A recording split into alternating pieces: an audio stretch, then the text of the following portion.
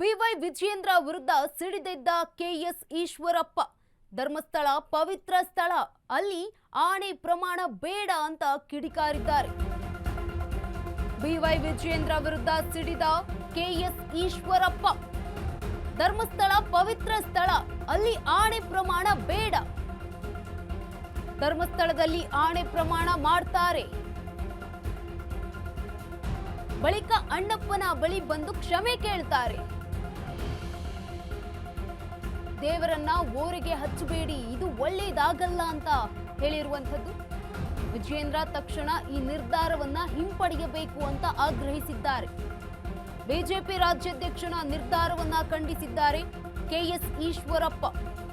ವಲಸೆ ಶಾಸಕರ ಮೇಲೂ ಕಿಡಿಕಾರಿದ್ದಾರೆ. ಈ ವೇಳೆ ಕೆಎಸ್ ಈಶ್ವರಪ್ಪ ಅವರು ಹಿಂದೆ ಕೈನ 17 ಶಾಸಕರನ್ನ ದುಡ್ಡು ಕೊಟ್ಟು ಕರ್ಕೊಂಡು ಬಂದ್ವಿ. ಆ 17 ಜನರಿಂದ ಬಿಜೆಪಿ ಪಕ್ಷ ಅಧಿಕಾರಕ್ಕೆ ಬಂತು. ನಂತರ ಅವರಿಂದಲೇ ಪಕ್ಷ ಹಾಳಾಗಿ ಹೋಯಿತು ಅಂತ ಆರೋಪ ಮಾಡಿದ್ದಾರೆ. ಶಿವಮೊಗ್ಗದಲ್ಲಿ ಗುಡುಗಿದ ಮಾಜಿ ಡಿಸಿಎಂ ಈಶ್ವರಪ್ಪ.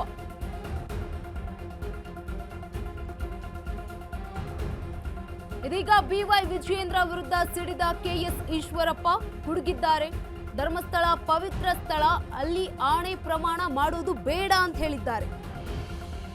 ಧರ್ಮಸ್ಥಳದಲ್ಲಿ ಆಣೆ ಪ್ರಮಾಣ ಮಾಡ್ತಾರೆ. ಬಳಿಕ ಅಣ್ಣಪ್ಪನ ಬಳಿ ಬಂದು ಕ್ಷಮೆ ಕೇಳ್ತಾರೆ. ದೇವರನ್ನ ಓರಿಗೆ ಹಚ್ಚಬೇಡಿ, ಇದು ಒಳ್ಳೆಯದಾಗಲ್ಲ ಅಂತ ಈಶ್ವರಪ್ಪ ಹೇಳಿರುವಂತದ್ದು. ವಿಜಯೇಂದ್ರ ತಕ್ಷಣ ಈ ನಿರ್ಧಾರವನ್ನ ಹಿಂಪಡೆಯಬೇಕು.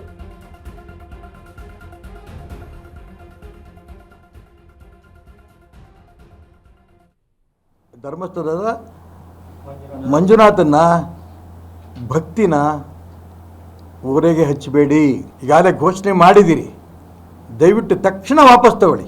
ಈ ಆಣೆ ಪ್ರಮಾಣದ ಬಗ್ಗೆ ಅದು ವಿಜೇಂದ್ರ ಅವ್ರು ಮಾಡಲಿ, ನನ್ನ ಆಸೆ ಇದೆ, ಅವ್ರು ವಿಡ್ರಾ ಮಾಡ್ಕೋತಾರೆ, ನಂಬಿಕೆ ಇದೆ. ಭಕ್ತಿನ ಊರೇ ಹಚ್ಚೋದು ಇದೆಯಲ್ಲ, ಇದು ಒಳ್ಳೇದಲ್ಲ. ದಯವಿಟ್ಟು ಇದಕ್ಕೆ ಮತ್ತು ವಿಜೇಂದ್ರಂಗೆ ಜೋಡಿಸ್ಬೇಡಿ. ಇದನ್ನು ವಿಜೇಂದ್ರಂಗೆ ಹಂಗೆ ಹೇಳಾಯ್ತು, ನಾನಾಗಲೇ ಪ್ರಾರ್ಥನೆ ಮಾಡಿದ್ದು. ಅಲ್ಲೇನು ಯಾರು ತೊಗೊಂಡಾರೆ ಯಾರು ಬಿಟ್ಟಾರೆ ಅನ್ನೋದಕ್ಕಿಂತನೂ ಧರ್ಮಸ್ಥಳದ ಮಂಜುನಾಥನ ಹೊರೆ ಹಚ್ಚಂತ ಇದೆಯಲ್ಲ, ಇದು ಈ ಭಕ್ತವೃಂದಕ್ಕೆ ಒಂದು ರೀತಿಯ ಅಪಮಾನ. ಈಗ ಯಾವನ ಕ್ರಾಸ್ ಓಟಂಗೆ ಹಾಕಿರ್ತಾನೆ ಅಂತ ಅಂದ್ಕೊಳ್ಳಿ, ಹಾಕಿದ್ದಾರೆ. ಅಲ್ಲೋ ಮಂಜುನಾಥನ ಮೇಲೆ ಪ್ರಮಾಣ ಮಾಡ್ಬಂದು ಇಲ್ಲಿ ಕ್ಷಮೆ ಕೇಳ್ತಾನೆ ಹೊರಗಡೆ ಬಂದು ಅಣ್ಣಪ್ಪಂತಾಗೆ. ಅದಕ್ಕೆ ದೇವ್ರಿಗೆ ಏನು ಮಾಡಬೇಕು ಅಂತ ನಾನು ಹೇಳ್ತೀನಿ. ಅದನ್ನೇ ದೇವ್ರನ್ನ ಹೊರೆ ಹಚ್ಚಬೇಡಿ, ಇದು ಒಳ್ಳೆಯದಲ್ಲ. ನಾನು ಅದಕ್ಕೋಸ್ಕರ ವಿಜೇಂದ್ರಿಗೆ ಹೇಳ್ತೀನಿ, ಇದನ್ನು ಏನು ನೀವು ಮಾಡಿದಿರಿ, ನಿಮ್ಮ ಪ್ರಾಮಾಣಿಕ ಪ್ರಯತ್ನ ನೀವು ನಡೆಸಿದಿರಿ, ಅನ್ಯಾಯ ಆಗಿದೆ, ಯಾರು ಭ್ರಷ್ಟರಿದ್ದಾರೆ, ಯಾರು ಈ ರೀತಿ ಕ್ರಾಸ್ ಔಟಿಂಗ್ ಮಾಡಿದ್ದಾರೆ, ಅವ್ರಿಗೆ ನಾನು ಬಿಡಲ್ಲ ಅನ್ನೋಂಥ ಪ್ರಾಮಾಣಿಕ ಪ್ರಯತ್ನ ಧರ್ಮಸ್ಥಳಕ್ಕೆ ತೊಗೊಂಡೋದ್ರೆ ಅವರು ಒಪ್ಕೋತಾರೆ ಅಂತ. ಇದು ಒಳ್ಳೆಯದಲ್ಲ. ದಯವಿಟ್ಟು ಆ ಪದ್ಧತಿನೇ ವಾಪಸ್ ತಗೊಳ್ಳಿ.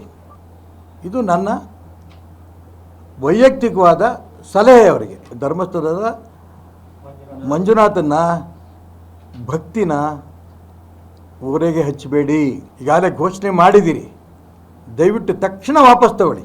ಈ ಆಣೆ ಪ್ರಮಾಣದ ಬಗ್ಗೆ ಅದು ವಿಜೇಂದ್ರ ಅವ್ರು ಮಾಡಲಿ, ನನ್ನ ಆಸೆ ಇದೆ, ಅವ್ರು ವಿಡ್ರಾ ಮಾಡ್ಕೋತಾರೆ, ನಂಬಿಕೆ ಇದೆ. ಭಕ್ತಿನ ಊರೇ ಹಚ್ಚೋದು ಇದೆಯಲ್ಲ, ಇದು ಒಳ್ಳೇದಲ್ಲ. ದಯವಿಟ್ಟು ಇದಕ್ಕೆ ಮತ್ತು ವಿಜೇಂದ್ರಂಗೆ ಜೋಡಿಸ್ಬೇಡಿ. ಇದನ್ನು ವಿಜೇಂದ್ರಂಗೆ ಹಂಗೆ ಹೇಳಾಯ್ತು, ನಾನಾಗಲೇ ಪ್ರಾರ್ಥನೆ ಮಾಡಿದ್ದು. ಅಲ್ಲೇನು ಯಾರು ತೊಗೊಂಡಾರೆ ಯಾರು ಬಿಟ್ಟಾರೆ ಅನ್ನೋದಕ್ಕಿಂತನೂ